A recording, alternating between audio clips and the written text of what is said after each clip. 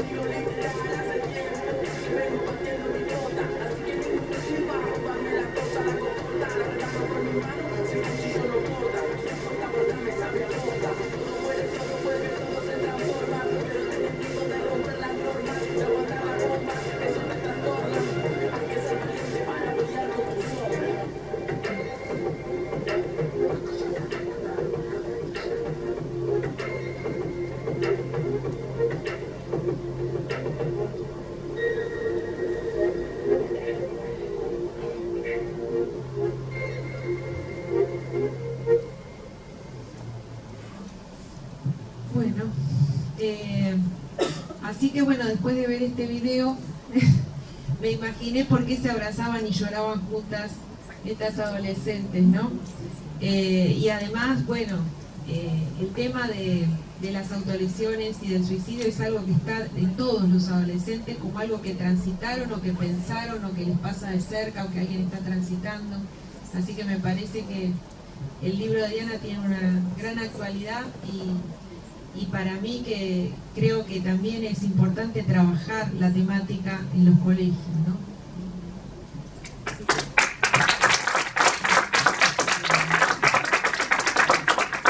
¿Qué puedo decir? Muchas gracias a ambas.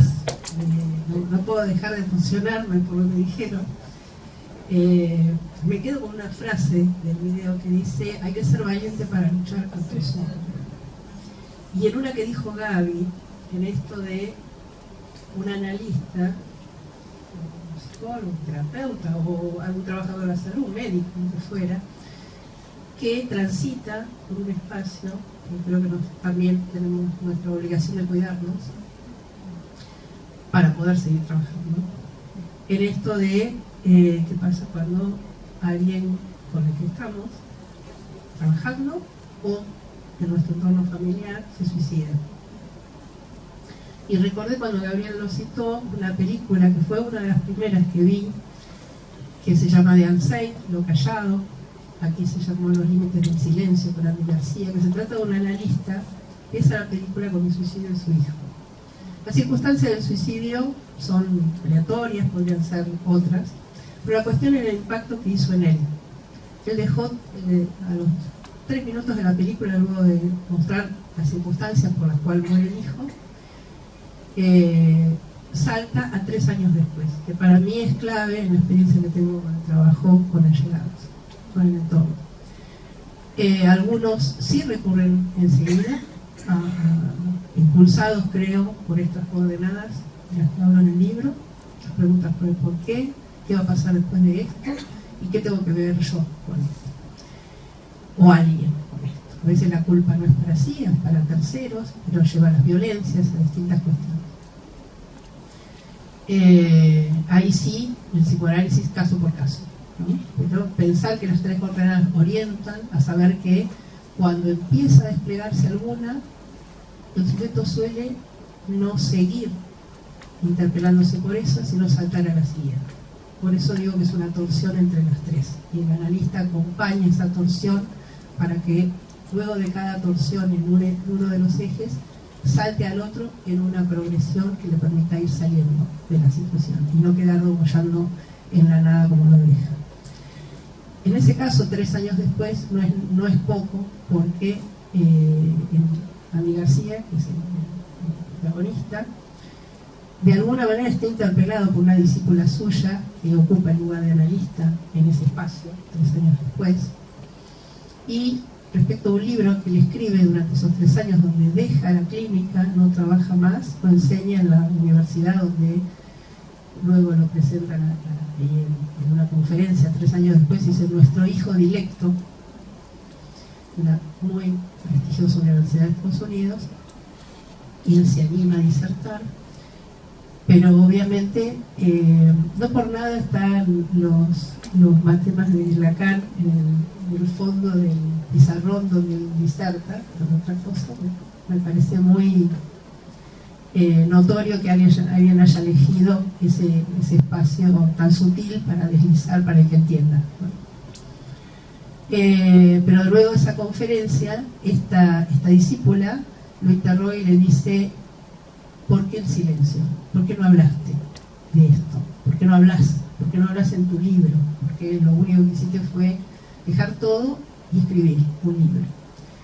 Dice: ¿y por qué no está en ninguna de sus páginas? No lo nombrás en todo el libro.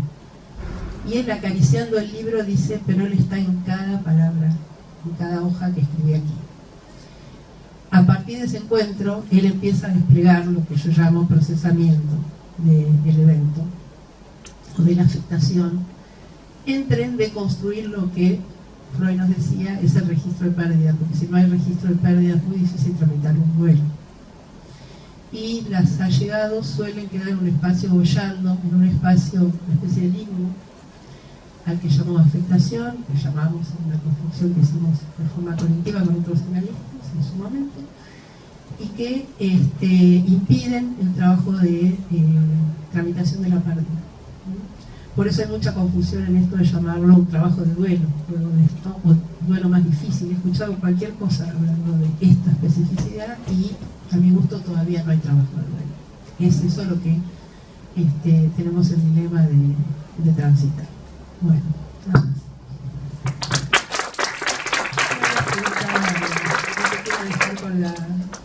¿Qué estás haciendo? Que contaras todo lo que estás haciendo. Bueno, lo que más me preocupa ahora es seguir escribiendo sobre el relevamiento, porque cada vez más sigo trabajando en la clínica o en supervisiones o en el trabajo comunitario y digo, sirve. Algunos que me han escuchado por ahí me dicen: sí, es súper aplicable a casos clínicos, al trabajo cotidiano, y orienta. Como cualquier cuestión conceptual, no nos da recetas, orienta.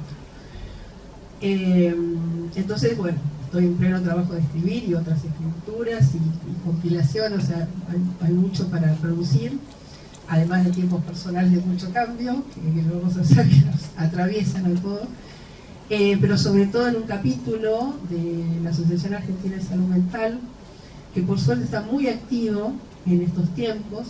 No sé, obviamente la pandemia empujó para eso, obviamente por ahí la convocatoria próxima, porque creo que cuando los analistas nos acercamos a comunidades donde pasan estas cuestiones, la comunidad se siente escuchada, de la misma manera que no es lo mismo atender presencial que virtual, aunque muchas veces no sirva. Tengo pacientes que me piden solo telefónica, no quieren ni siquiera la virtualidad de la pantalla, y así avanzan hasta que se puede otra cosa, obviamente. Decir no si no es presencial me parece que es cerrar una puerta terrible a las oscuridades de cada uno.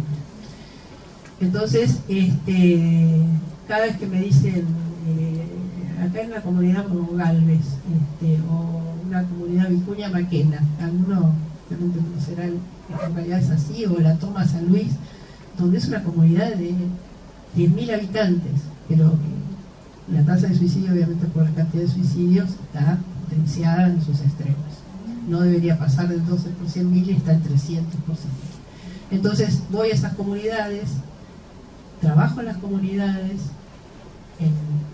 trabajando grupalmente con los adolescentes y con los adultos para que puedan trabajar sobre el tema, pero sobre todo para formar, en abrir la cabeza y poder tener una escucha más genuina que hasta la que en este momento se cree que se tiene, porque muchos de los adultos y de los profesionales están convencidos de que escuchan a los adolescentes, y creo que tenemos tapón en los oídos, así que el capítulo ha sido, tengo acá colegas que participan en el capítulo, y es para mí un gusto y un honor tener un equipo, un grupo, haberse formado y todas trabajamos transversalmente y recorremos lugares descubriendo cuestiones que nos potencian nuestra gana de trabajar en prevención. Muchas gracias.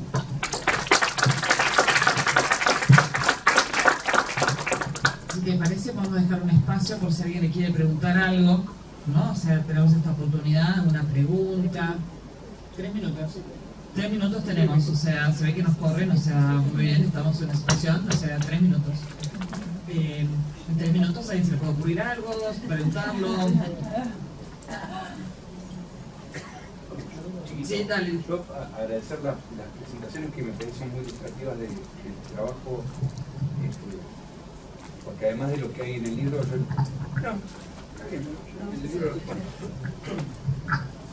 el libro, bueno, Diana lo sacó doctorado, está en la oficina de doctorado el libro, lo pudimos ver, ahora está la segunda edición, y la presentación creo fue muy generosa de ambas presentadoras, porque nos hicieron ver no solo lo que dice el libro, sino a lo que aplica y lo que está totalmente implicado.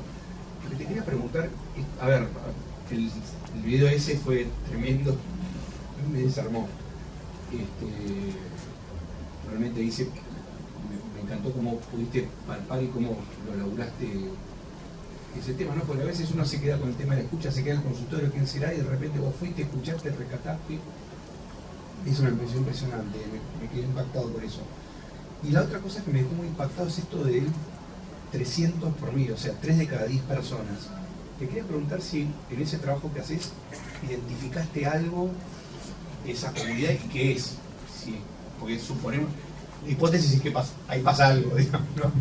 Pero bueno, justamente el recorrer, o el que está en el consultorio también, a mí me gusta mucho no solo lo que escucho en el consultorio y lo que me refieren a escuchar en el consultorio, sino ir a recorrer, escuchar la comunidad en todas sus aristas, justamente corroborar, porque en realidad escucho con una mental muy abierta, a ver cuáles son en esa comunidad, en ese grupo, en esa cultura, en ese grupo, en eso vincular que se establece entre todos, o a veces entre lo generacional, cuáles son las coordenadas que impulsan a la resolución por la vía de la muerte. Y en cada comunidad me encuentro con algunas de las coordenadas de esta multifactorialidad, pero con una precisión que permite ir a los equipos a trabajar correctamente. Les voy a decir, por ejemplo, un hecho. Fui a San Jorge, en el norte de Santa Fe, donde los equipos profesionales decían, acá el problema es el consumo.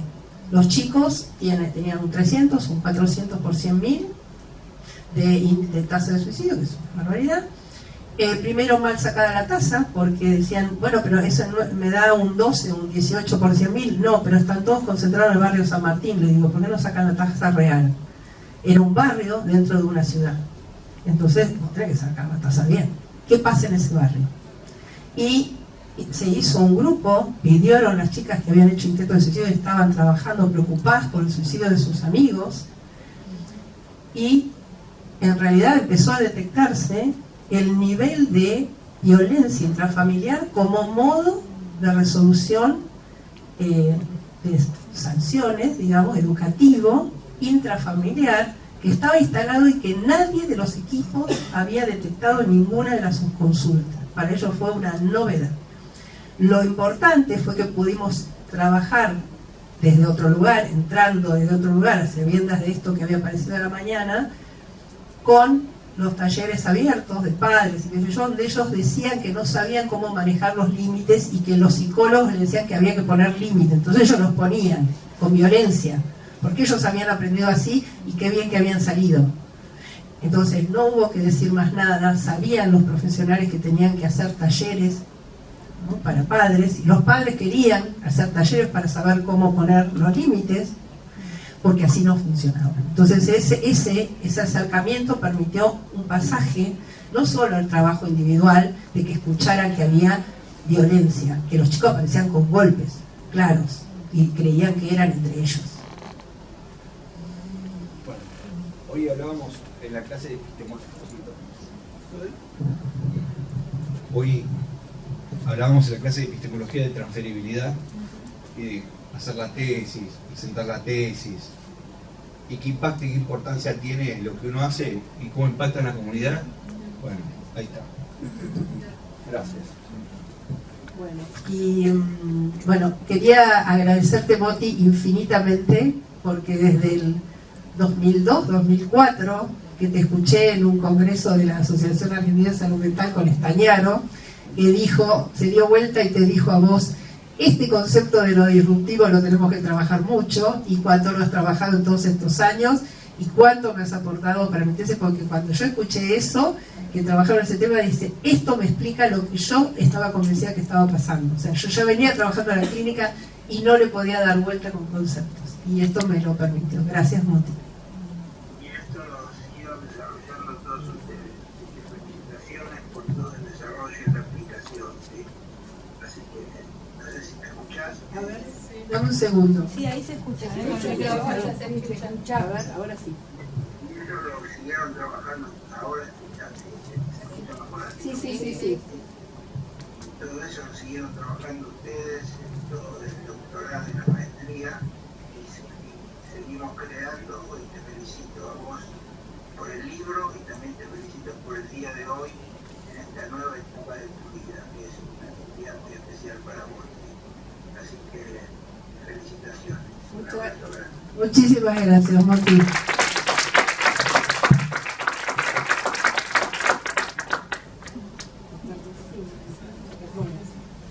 Bueno, muchísimas gracias. Terminaron los 3 minutos, que se sentó muy bien. No sé qué pasa en los 3 minutos, pero tienen clase, perdón, justo yo quedando mal. Bueno, vuelvo a la clase. Voy a volver a la clase.